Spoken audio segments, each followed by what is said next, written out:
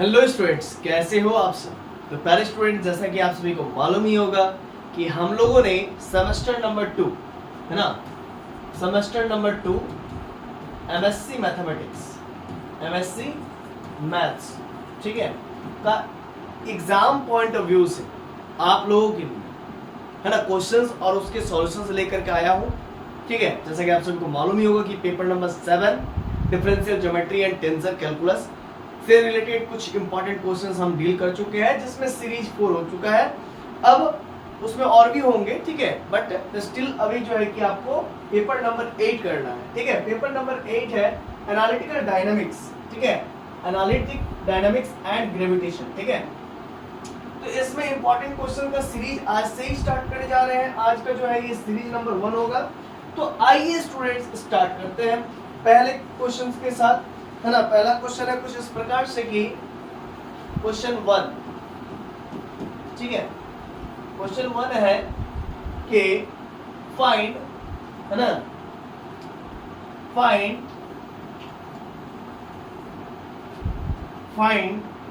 The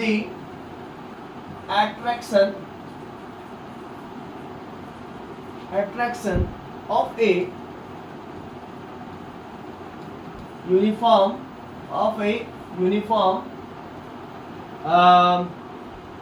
solid sphere। Uniform solid sphere अगर ये exam में आएगा तो 7 मार्क्स का आएगा। ठीक है, तो इसको फाइंड करना है। ठीक है, आइए तो करते हैं। सबसे पहले लिखेंगे सॉल्यूशन। कहता है क्या है कि फाइंड करना है, एट्रैक्शन फाइंड करना है of a uniform solid sphere. ठीक है, बहुत ही सिंपल है। सबसे पहले आप एक सॉलिड स्फीयर बना लीजिए, ठीक है, उसके अंदर इस प्रकार से कंसेंट्रिक सॉलिड स्फीयर और ये एक और कंसेंट्रिक सॉलिड स्फीयर। ठीक है, ये बनाने के बाद ये centre of the solid sphere बनेगा और यहाँ से कुछ दूरी पर इस पॉइंट को आप ले लीजिए, पॉइंट P, जहां पर आपका यूनिट मास यानी कि m=1 यूनिट मौजूद रहेगा। ठीक है, और इस पॉइंट को हमने नाम दे दिया O, और यहां से लेकर के यहां तक का जो दूरी होगा ना स्टूडेंट, उसको हमने C नाम दे दिया, C डिस्टेंस नाम दे दिया। अच्छा, इसके बाद ये टोटल का टोटल जो है ना, ये रेडियस होगा, और इस रेडियस का नाम मैं दे रहा हूं वेक्टर A, है ना। मैं थोड़ा कलर चेंज कर लेता हूं यहाँ पर, हाँ, वेक्टर A। ठीक है, और यहाँ से जो यहाँ तक का जो डिस्टेंस होगा इसका नाम मैं दे देता हूँ वेक्टर R। ठीक है, और ये वाला जो डिस्टेंस है इसको डेल R कहेंगे, थिकनेस। ठीक है, एक बार मैं चेक कर लेता हूँ आपको दिख रहा है कि नहीं। हाँ, ठीक ठाक दिख रहा है। ठीक, चलिए, अब जो भी यहाँ पर मैंने लिखा है, मतलब ड्राइंग किया है, उसको मैं लिख लूंगा। ठीक है, तो सबसे पहले लिखूंगा मैं क्या भाई, यहां से, हाँ, let O be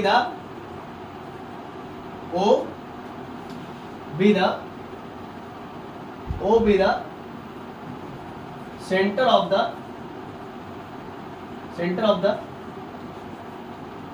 solid sphere, comma. ठीक है, और यहाँ पर A है तो हम लिखेंगे late A be the radius of the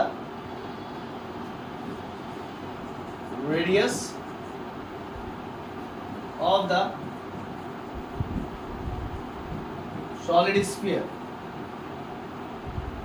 ठीक है, एंड लेट रॉ, है ना, raw be the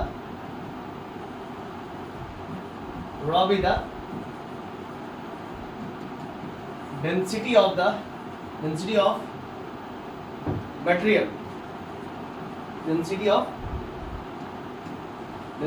material, material at which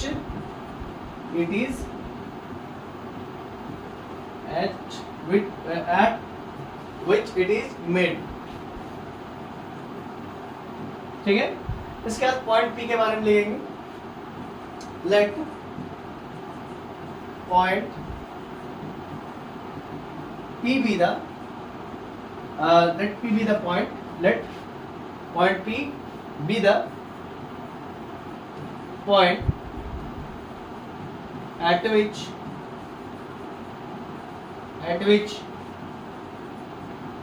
unit mass is placed। यहाँ पर यूनिट मास प्लेस्ड है, उसी के बारे में लिख रहा हूं मैं। Let point P be the point at which unit mass is placed for the point P, है ना। प्रोसेस को ऊपर कर लेता हूं, चल देखूंगा इसी पॉइंट की वजह से। फॉर द पॉइंट P, और P में क्या है, m equals to 1 यूनिट, है ना। इसी की वजह से we have to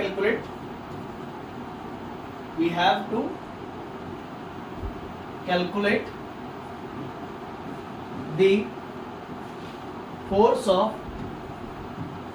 attraction, ठीक है, ड्यू टू सॉलिड स्फीयर,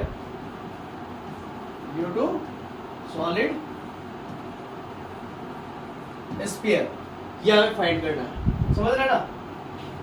तो इसकी वजह से हमें ये फाइंड करना है, इस सॉलिड स्फीयर की वजह से हमें क्या फाइंड करना है, फोर्स ऑफ अट्रैक्शन फाइंड करना है, ठीक है।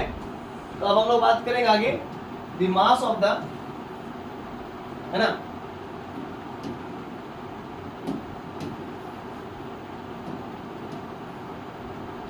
therefore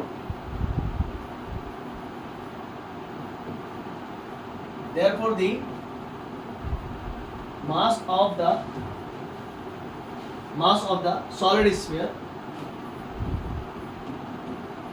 sphere क्या हो जाएगा। देखिए एक चीज आप लोगों को मालूम होगा, density equal to mass by volume होता है। तो this imply that mass equal to density into volume हो जाए। तो वॉल्यूम के लिए 4/3 पाई और a क्यूब। अब देखिए स्फीयर का वॉल्यूम क्या होता है, 4/3 4/3 पाई r क्यूब, है ना। तो r यहाँ पर क्या, रेडियस क्या a है, तो a क्यूब हो गया। और डेंसिटी क्या है, तो रॉ है, तो डेंसिटी ये हो गया। इस प्रकार से आपने वॉल्यूम इनटू डेंसिटी किया, तो इस प्रकार से आपको सॉलिड स्फीयर का मास निकल के आ गया, ठीक है। चलिए अब आगे हम लोग क्या करेंगे, यहाँ तक तो हम लोग कर लिए, ठीक है। अब एक बात चीज जानते हैं, यहाँ पर लिख सकते हैं let us suppose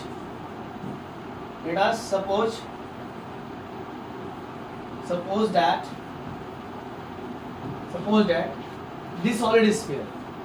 the solid sphere is made up of large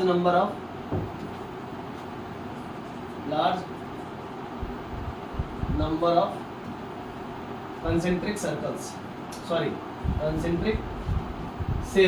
या फिर concentric solid sphere भी लिख सकते हैं, या concentric cell लिख दीजिए, ठीक है। एक बात तो जान रहे हैं कि जो सॉलिड स्फीयर है ना, वो बहुत सारे कंसेंट्रिक सॉलिड स्फीयर या सेल के मदद से मिलकर के बना हुआ होगा, ठीक है। और जिसका रेडियस अलग अलग होगा, देखिए इसका रेडियस क्या होगा, वेरी करेगा, है ना। यहाँ पर रेडियस कुछ अलग है, यहाँ पर रेडियस कुछ अलग है, यहाँ पर रेडियस कुछ अलग है, तो ये लिखेंगे विथ वेरिंग रेडियस, है ना। Concentric shell with varying radius, जो बदलता हुआ रेडियस मिलेगा। one such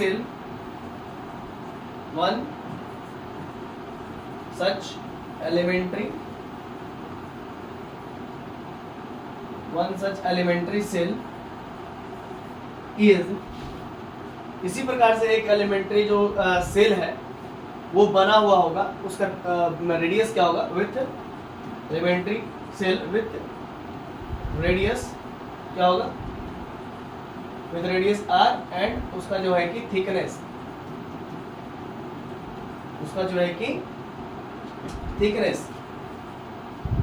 थिकनेस क्या होगा, डेलार होगा। समझ गए ना, ये इतना हुआ।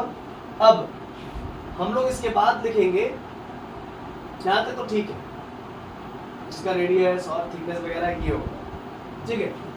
अब इसी हाँ, तो अब इसी एलिमेंट्री सेल का मास क्या होगा, तो यहाँ पर लिखेंगे therefore the mass of the elementary cell क्या हो जाएगा स्टूडेंट्स, तो 4 पाई आर स्क्वायर एच बोले तो डेला है ना, इनटू ये डेंसिटी है ना। क्लियर कॉन्सेप्ट, नहीं समझ में आया? अरे बाबा देखिए एक बात समझिएगा, हम लोग जब मास निकालते थे, ठीक है, तो सरफेस एरिया, ठीक है, सरफेस एरिया इनटू डेंसिटी कर देते थे तो हमें मास मिल जाता था, याद होगा आपको। तो जो उस एलिमेंट्री सेल का जो ये सरफेस एरिया होगा, क्योंकि ये है क्या, है ना, क्योंकि ये है क्या, यही चीज आपको समझना होगा सबसे पहले बात। देखिए हम लोग सिंपल सी बात जानते हैं कि डेंसिटी बराबर होता है भाई मास बाई वॉल्यूम, ठीक है। So this implied that mass equal to भाई मेरे डेंसिटी इनटू वॉल्यूम हो रहा है, तो डेंसिटी हमें पता है रॉ है, ठीक है। और वॉल्यूम कैसे पता चलेगा, वॉल्यूम निकालने के लिए क्या होता है, वॉल्यूम बराबर होता है एरिया इनटू हाइट, क्या है, area into height, surface area into height. तो आप बताइए जो मेरा स्फीयर है उसका सरफेस एरिया क्या होता है, क्या होता है सरफेस एरिया, वॉल्यूम नहीं पूछा मैंने, सरफेस एरिया पूछा, तो 4 पाई आर स्क्वायर होता है, और थिकनेस सी तो इसका हाइट होगा, ठीक है, तो डेल आर हो गया, तो इसीलिए 4 pi r square del r into ये रॉ लगाया मैंने, अब समझ में आ गया ना, क्लियर है कॉन्सेप्ट। चलिए अब भी नहीं आया था, हम कुछ नहीं कर सकते, है ना, हम बता ही सकते हैं आपको, कहीं दिक्कत है तो आप कमेंट सेक्शन में कमेंट कीजिएगा, फिर मैं और आपको बता दूंगा अच्छा से क्या, ये तो अच्छा से ही बताया मैंने, है ना, खराब से थोड़ी बताया। चलिए तो इस प्रकार से इसका जो है कि मास निकल के आ गया। अब इसका फोर्स ऑफ अट्रैक्शन निकालेंगे। So the force of attraction due to the elementary shell, कहां से कहां तक, टू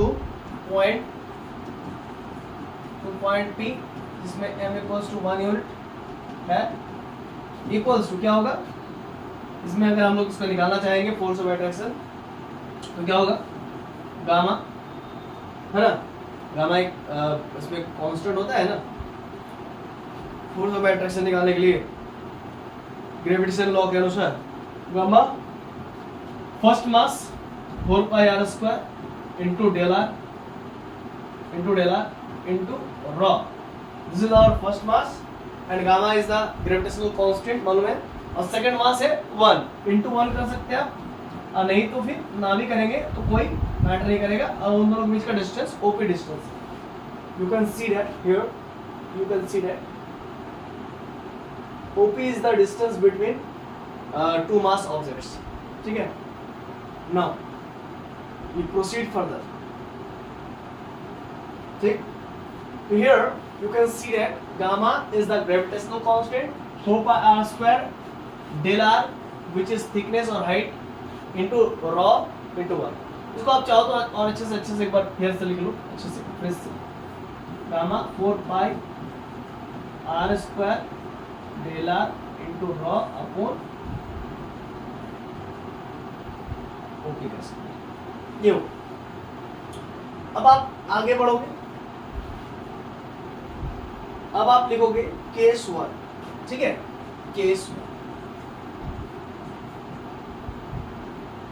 1 में क्या है स्टूडेंट्स, केस 1 में आप लिखोगे कि when point P is an external point, ठीक है, तो आप लिखोगे when P point is an external point, and P point is an external point और जहां पर सी क्या हो जाएगा मैं बता दूंगा, थोड़ा सा फिगर दिखा दूंगा तो समझ में आ जाएगा अच्छे से। जहां पर c is the distance from the centre of the solid sphere O, यहां से यहां तक का डिस्टेंस को हम लोग सी कह रहे हैं, ठीक है। तो देयरफॉर अच्छा उसको पहले देख लीजिए, हम कह रहे हैं कि पॉइंट पी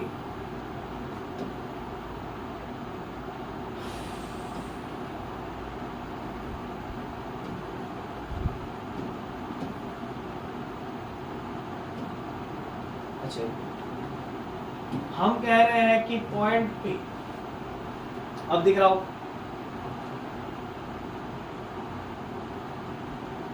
हाँ रिफ्रेश होने में थोड़ा टाइम लगता है, ठीक है। हम कह रहे हैं कि पॉइंट पी और ओ के बीच का जो डिस्टेंस है वो सी डिस्टेंस है, ठीक है। और हमें ये डिस्टेंस के मदद से ही इसका जो है कि फोर्स ऑफ अट्रैक्शन निकालना है, और ये पॉइंट पी अभी क्या एक्सटर्नल पॉइंट है। फिर सेकंड कंडीशन लेके चलेंगे, पॉइंट पी को इंटरनल पॉइंट बनाएंगे। फिर थर्ड कंडीशन लेके चलेंगे, पॉइंट पी को मतलब सरफेस के ऊपर लाई करवा देंगे, ठीक है। बस यही सब और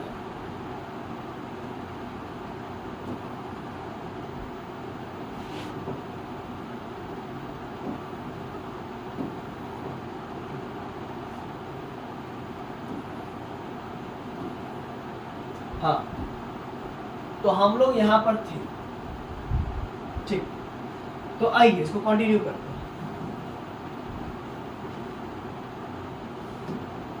ठीक। देखिए when P point is an external point, C is the distance from the center of the solid sphere O। अब नोट करेंगे therefore the force of attraction यहाँ पे show the force of attraction due to whole solid sphere to point किस point तक, point P जहां पर m equals to 1 unit विराजित है ना, यहाँ पर m इक्वल्स टू 1 यूनिट विराजित, ठीक है। अब निकालना है, ठीक। तो यहां पर क्या हो जाएगा, तो इंटीग्रेशन 0 से लेकर के a इक्वल टू दीजिएगा, है ना। आप यहाँ पर दो बार जो 0 से a और gamma 4 pi r square del r और क्या होगा into rho upon OP, OP का जो डिस्टेंस है वो c स्क्वायर,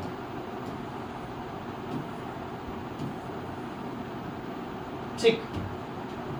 अब इक्वल्स टू गामा 4 पाई जो कांस्टेंट है उसको तो निकाल दीजिए, रॉ और ओपी भी निकल जाएगा, और ओपी जब निकलेगा तो स्टूडेंट्स वो ओपी का जो डिस्टेंस है वो सी है। अब ये 0 से लेकर के a हो गया और इधर बचेगा r स्क्वायर डेल r, तो equal to gamma 4 pi rho c square और r स्क्वायर का जब इंटीग्रेशन होगा तो r क्यूब बाई 3 हो जाएगा 0 से लेकर के a, ठीक है। इसको थोड़ा सा ऊपर कर लेता हूँ, ठीक है। अब इधर आपका होगा gamma by c square into 4/3 pi rho हुआ है, इसके बाद आर क्यूब में ए क्यूब माइनस 0 क्यूब लिखेंगे और 3 बाहर हो गया। अब इसको लिख सकते हैं गामा सी स्क्वायर इंटू 4/3 पाई ए क्यूब इंटू रॉ, तो ये गामा बाई सी स्क्वायर और इधर 4/3 ए क्यूब इंटू रॉ को हम लोग लिखेंगे एम, है ना, इसको हम लोग एम लिखेंगे। ये मास हो जाएगा हमारा, क्योंकि वॉल्यूम इनटू डेंसिटी मास होता है। यहाँ तक क्लियर हो गया। अब हम लोग केस 2 लिखेंगे, यहाँ तक केस 1 कंप्लीट हो। अब केस 2 लिखेंगे, case 2 when point P is an internal point। अगर पॉइंट P इंटरनल पॉइंट होगा तो उसके लिए एक फिगर ड्रॉ करना पड़ेगा,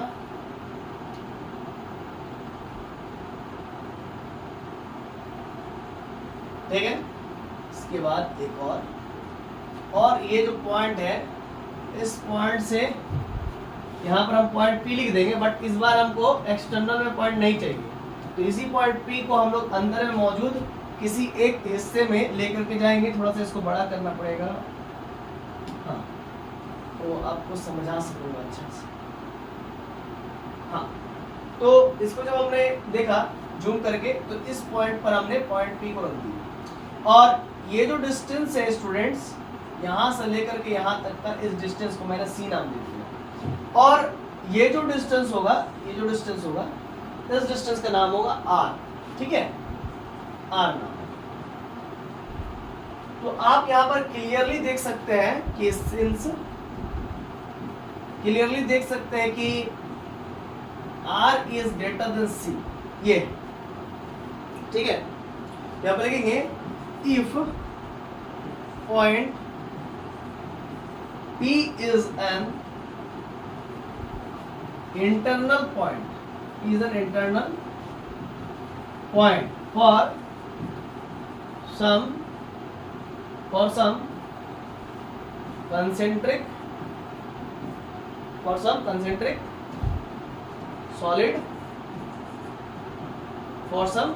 solid sphere, ऐसे लिख सकते हैं, sphere for which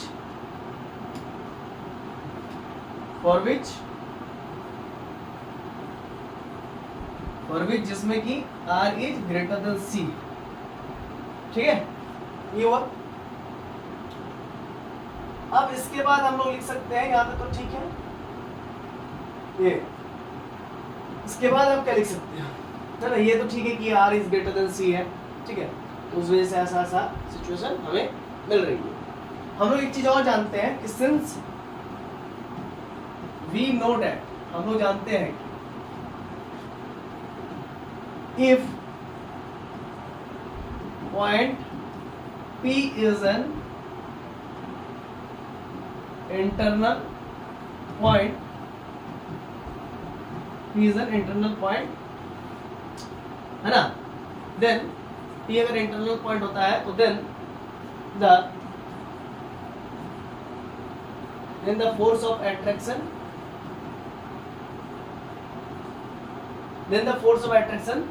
due to solid sphere is 0, वो 0 होता है, ये चीज हम जानते हैं, ठीक है। लेकिन हमें निकालना वैसे कंसेंट्रिक सॉलिड स्फीयर या कंसेंट्रिक सॉलिड सेल्स के लिए, है ना, फोर्स ऑफ अट्रैक्शन निकालना है जब R is less than C हो जाए, उसके लिए निकालना है। तो उसके लिए चलिए हम लोग केसेस लिखेंगे, मतलब लैंग्वेज लिखेंगे, but we have to calculate the force of attraction for all such concentric solid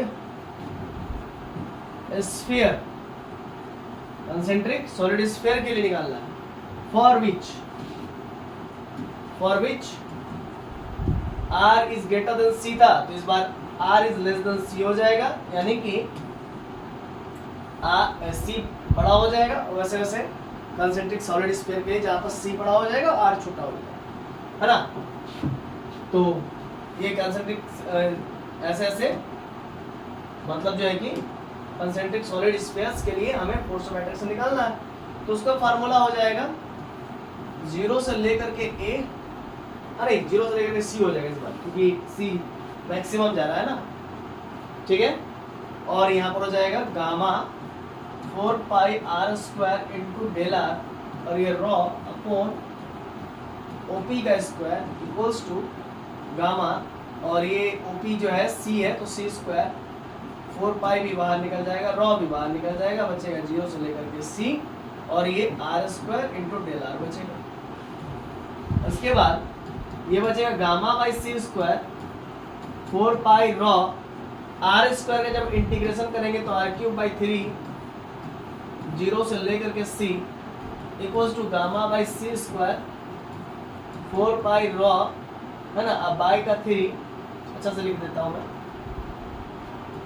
gamma by c square, ठीक है, 4 पाई रॉ अपोन का 3 कर लेते हैं, और आर क्यूब में सी क्यूब माइनस 0 क्यूब, तो एक सी स्क्वायर से एक सी क्यूब कट जाएगा, सॉरी एक सी स्क्वायर से एक सी स्क्वायर कट जाएगा, तो बचेगा एक सी बचेगा, तो गामा, इसको ऐसा लिखते हैं 4/3 पाई, फिर आपका गामा बचेगा, फिर रॉ बचेगा, और एक सी स्क्वायर से दो सी स्क्वायर से दो सी स्क्वायर कट जाएगा, तो एक सी बचेगा। तो ये आपका फुल एंड फाइनल आंसर हो गया। ये सेकंड केस के लिए हुआ। अब आइए थर्ड केस पर बात करते हैं। थर्ड केस पर बात करते हैं, तो यहाँ पर लिख देंगे केस 3, लिखेंगे when point P is on the surface of the solid sphere, है ना। जब पॉइंट P जो है surface of the solid sphere, मतलब एकदम पॉइंट P यहाँ पर हो जाएगा।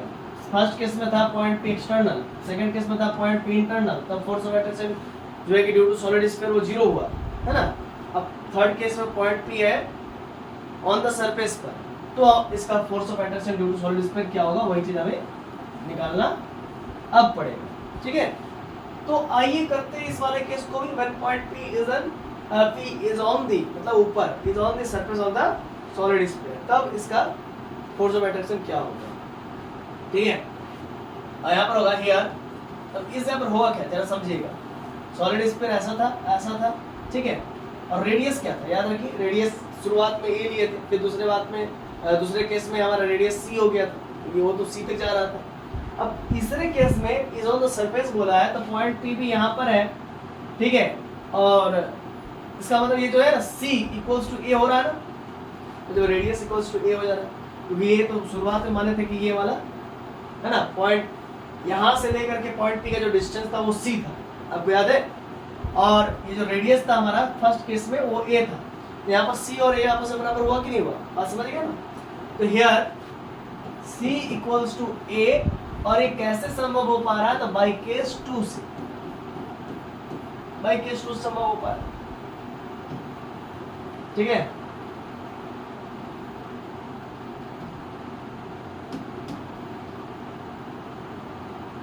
अब आइए आगे बढ़ते हैं। अब निकालना है show the force of attraction due to solid sphere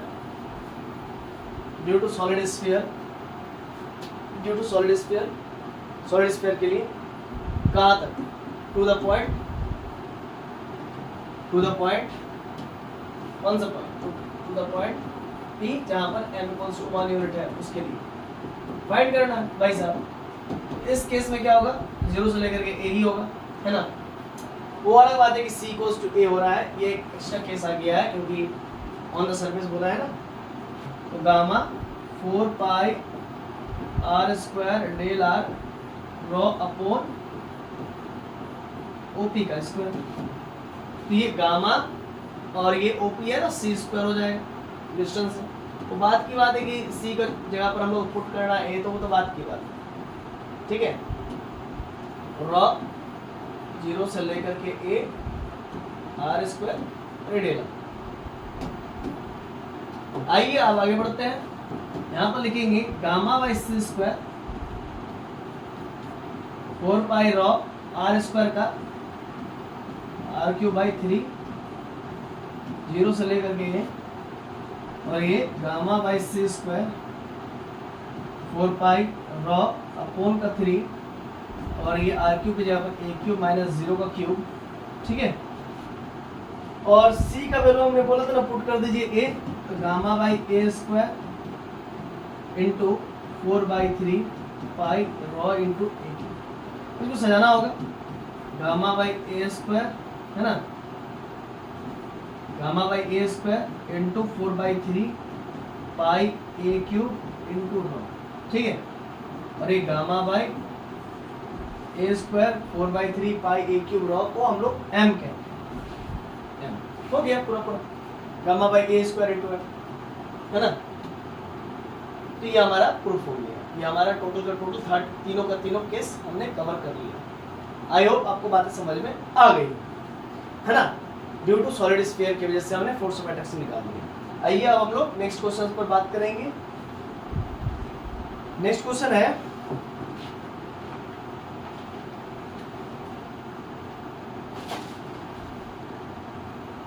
question 1,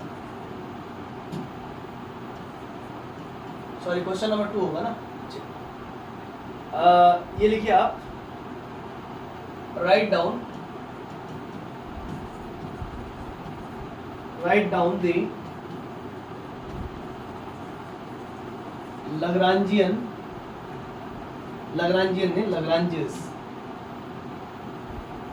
Lagrange's equation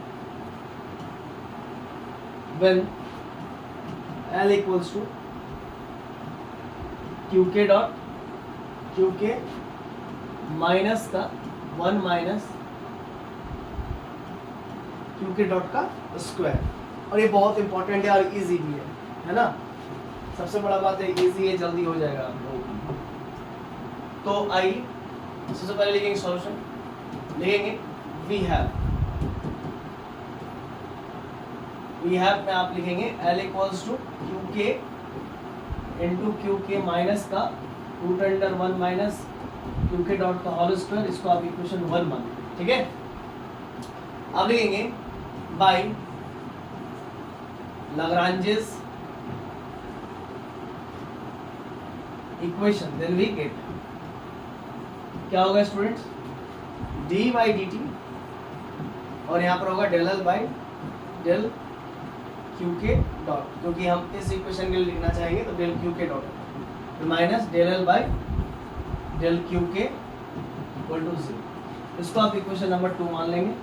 अब आइए इक्वेशन नंबर 1 को हम लोग क्या करेंगे, डिफरेंशिएट करेंगे पार्शियल विद रिस्पेक्ट टू, एक बार क्यू के डॉट के रिस्पेक्ट, एक बार क्यू के डॉट के रिस्पेक्ट में। तो लिखेंगे डिफरेंशिएटिंग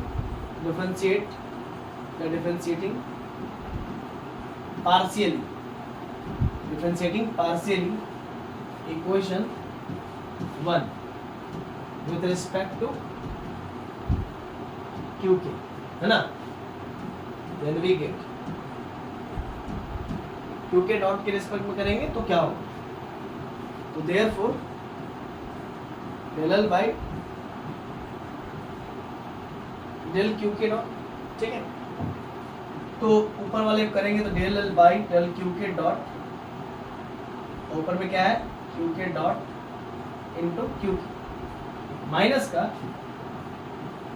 डेल क्यू के डॉट, ठीक है, रूट अंडर 1 माइनस क्यू के डॉट का होल स्क्वायर, ठीक है। इतना आइए अब आगे बढ़ते हैं। अब होगा this implies that del L by del Q के डॉट इक्वल्स टू, यहाँ पर क्यू के डॉट आपस में 1 हो जाएगा और क्यू के जो है कि कोफिशिएंट की तरफ बाहर हो जाएगा, तो हम लोग क्यू के डॉट इंटू 1 नहीं लिखेंगे, मतलब क्यू के, जब क्यू के डॉट को क्यू के डॉट के रिस्पेक्ट में डेरिवेटिव करेंगे तो उसका वैल्यू 1 होगा, तो उसको लिखेंगे, है ना, माइनस का। अब यहाँ पर क्या हो जाएगा, आपको मालूम है बहुत अच्छे से, एक रूल होता है, ठीक है, d by d x of root x का 1/2 रूट एक्स होता है, तो उसके अकॉर्डिंग 1/2 रूट अंडर एक्स बोले तो 1 माइनस क्यू के डॉट का स्क्वायर ये हो जाएगा। और इसी को फिर हम लोग चेन रूल से ऊपर की ओर ले जाएंगे तो इसका हो जाएगा वैल्यू -2 क्यू के डॉट, ठीक है, ये हो जाएगा, ठीक है स्टूडेंट्स। अब क्यू के प्लस का 2 कट जाएगा, बचेगा क्यू के डॉट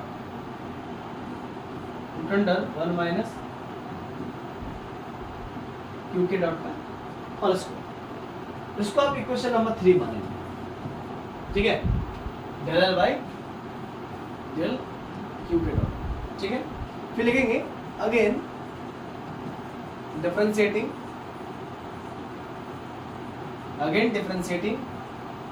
पार्शियली पार्शियली इक्वेशन 1 है ना विथ रिस्पेक्ट टू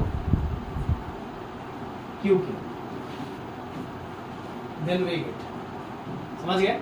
अब क्यू के रिस्पेक्ट पे डिफरेंशिएट करेंगे पार्शियल, तब क्या होगा इक्वेशन 1 को। सबसे पहले हम इक्वेशन 1 को फिर से एक बार देख लेंगे। हाँ, क्यू के डॉट क्यू के माइनस 1 माइनस क्यू के डॉट का स्क्वायर, ठीक है।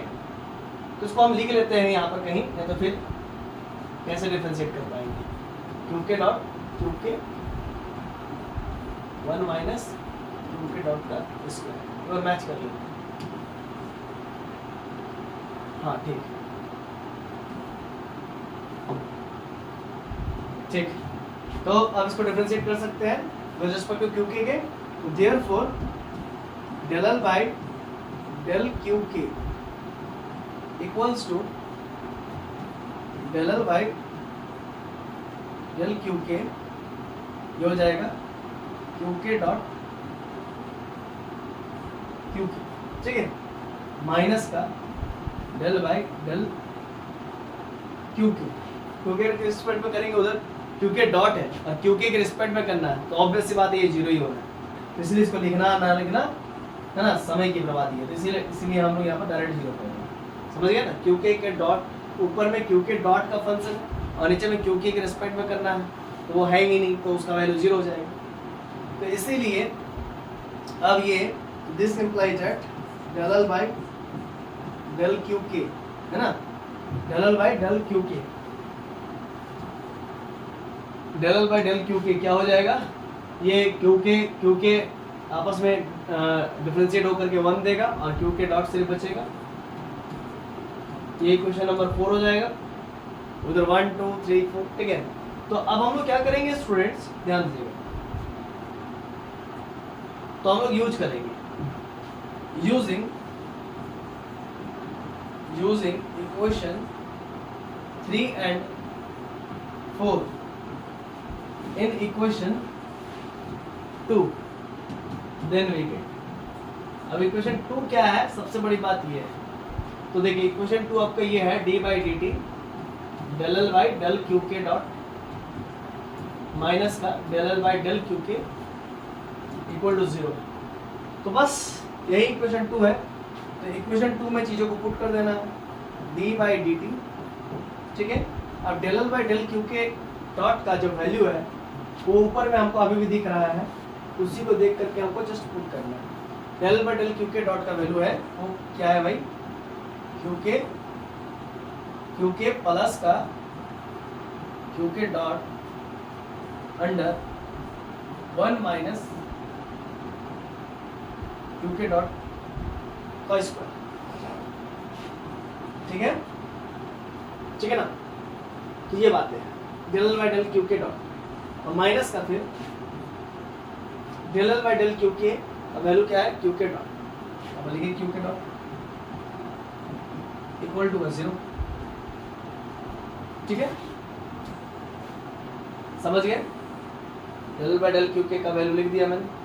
ये जो मैंने रफ वर्क यहाँ पर फालतू का इधर लिखे, तो इधर वाला समझने के लिए इसको इरेज करते हैं। अब आइए आगे बढ़ते हैं, इसको डिफरेंशिएट करके सिंप्लीफाई करना है। तो भाई साहब D by D T Q K plus का D by D T Q के dot under root 1 minus Q K का डॉट का स्क्वायर माइनस क्यू के डॉट इक्वल टू 0। इसको सॉल्व करेंगे तो इसका वैल्यू आएगा क्यू के डॉट, ठीक है, प्लस का इसका जो वैल्यू होगा वो होगा अंडर रूट 1 माइनस क्यू के डॉट का होल स्क्वायर। इसको एज इट इज छोड़ देंगे ऊपर में, है ना, u बाई वी रूल से, ठीक है ना, आपको समझ में आ ही रहा होगा। 1 माइनस क्यू के डॉट और D by D t of Q के डॉट, बीच में माइनस होता है। थोड़ा सा एक काम करते हैं, सिलेक्ट करके थोड़ा सा बड़ा बना लेते हैं, थोड़ा सेपरेट कर लेते, ज़्यादा पेस्ट। हाँ जी, ये हुआ। b जब माइनस होता है फिर q के डॉट को छोड़ देंगे, d by D t of, ये ऊपर चला जाएगा 1 माइनस q के डॉट का होल स्क्वायर, ठीक है, इक्वल टू 0। अब क्या होगा स्टूडेंट्स, अच्छा एक चीज तो छूट ही रहा है, हाँ एक चीज छूट रहा है, उसको भी कर लेते हैं, उसको पहले ही काट देना चाहिए था, ये क्यू के डॉट और ये क्यू के, ज़्यादा बेस्ट। खैर कोई बात नहीं, अब हो गया सो हो गया, ठीक है। अच्छा फिर इसको नीचे करना पड़ेगा,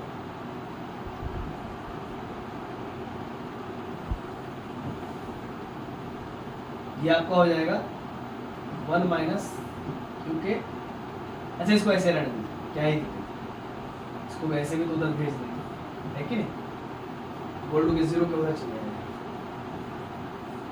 1 माइनस क्यू के डॉट का स्क्वायर, और क्यू के डॉट का यहाँ पर हो जाएगा क्यू डबल डॉट के, ठीक है, जब उसका टी टी हटेगा तो माइनस का क्यू के डॉट, और इसका हो जाएगा 1 by 2 root under 1 minus Q के डॉट का स्क्वायर, ठीक है, ऊपर हो जाएगा तो -2 क्यू के, ठीक है, ये हो जाएगा -2 क्यू के, और चूंकि डी टी है इसीलिए एक बार और जाएगा, जब एक बार और जाएगा तो यहाँ पर हो जाएगा क्यू के डबल डॉट के, नहीं समझ में आया है ना भाई साहब, देखिए ये ऊपर में 1 माइनस ये है ना, तो ये नीचे आएगा तो 1 माइनस क्यू के डॉट हो जाएगा, ऐसा नहीं समझ में आएगा, हम बता देते हैं, बना के देते हैं, ठीक है, इसको बना ग्राफ में बताया, आइए इधर आइए, ऐसे ही है ना, d by D t of root under 1 minus Q के डॉट का स्क्वायर, यही है ना, तो डी बाई डी लिखिए चेन रूल से 1 माइनस क्यू के डॉट का स्क्वायर, नीचे आ जाएगा तो 1 माइनस क्यू के डॉट का स्क्वायर इनटू डी वाई, एक मिनट देख लेते हैं कि टाइमिंग ज़्यादा होने नहीं जा रहा है, अच्छा 9:55 ही हो रहा है, सही है, ठीक, और ये जो चीज़ है फिर चेन रूल से 1 माइनस क्यू के डॉट का स्क्वायर अपॉन नीचे क्या हो जाएगा, ठीक है, तो टी है, समझ रहे हैं ना, तो चूंकि क्यू के डॉट है तो ये ऊपर जाएगा तो क्या हो जाएगा, स्क्वायर छूटेगा तो स्क्वायर छूटेगा, नीचे में क्यू के डॉट आता है चेन रूल से, है ना, तो मालूम होना चाहिए, क्यू के डॉट पे नीचे में क्या आ जाएगा, डी टी आ जाएगा, भाई चेन रूल से है ना, स्क्वायर छूटेगा तो नीचे में डॉट क्यू क्या आएगा, और डी बाई डी एक्स और रूट एक्स क्या होता है 1/2 रूट एक्स, और इसका 1 का 0 हो जाएगा, इसका हो जाएगा -2 क्यू के, हाँ -2 क्यू के, और क्यू के टी के रिस्पेक्ट में करना है तो क्यू डबल डॉट के, ठीक है, तो वही तो चीज़ वहाँ पर लिखे थे, है ना, ये तो चीज़ उधर लिखे, आइए, हाँ तो यहाँ तक तो हो गया था, आइए आगे बढ़ते हैं, देखिए इक्वल टू के 0 है, उधर पार लगा दीजिए, पार लगा दीजिएगा तो क्या हो जाएगा 1 माइनस क्यू के डॉट का स्क्वायर क्यू डबल डॉट के, माइनस माइनस प्लस हो जाएगा इधर, ठीक है, और ये हो जाएगा क्यू के डॉट 2 कट जाएगा, है ना, अच्छा क्यू के डॉट है ना, स्क्वायर हो जाएगा, और ये क्यू के डबल डॉट के नीचे में रूट अंडर 1 माइनस क्यू के स्क्वायर इक्वल टू 0, ठीक है, ये वाला तो नीचे वाला हिस्सा पहले इधर जाके 0 हो गया, ठीक है, अब आगे क्या होगा, ये वाला पार्ट इसके साथ मल्टीप्लाई हो जाएगा तो 1 माइनस क्यू के डॉट का स्क्वायर और क्यू के डबल डॉट के, ठीक है, अब प्लस का कुछ गलती नहीं होगा,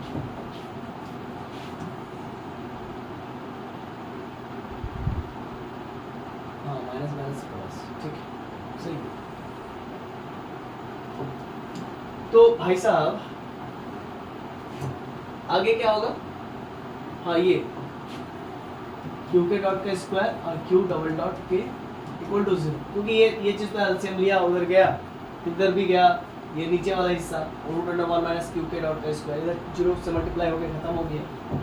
अब यहाँ पर कॉमन आ रहा है क्यू के डबल डॉट के और यहाँ पर बचेगा 1 माइनस क्यू के डॉट के प्लस क्यू के इक्वल टू 0। ये और ये कट गया, ठीक है ना,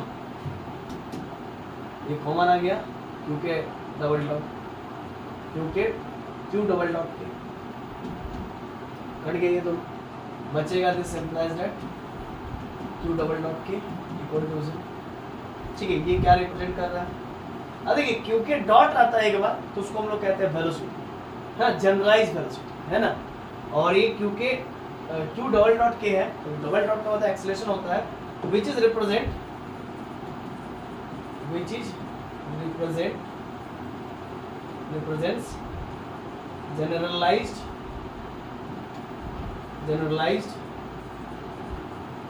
acceleration is 0 and which is required Lagrange's equation।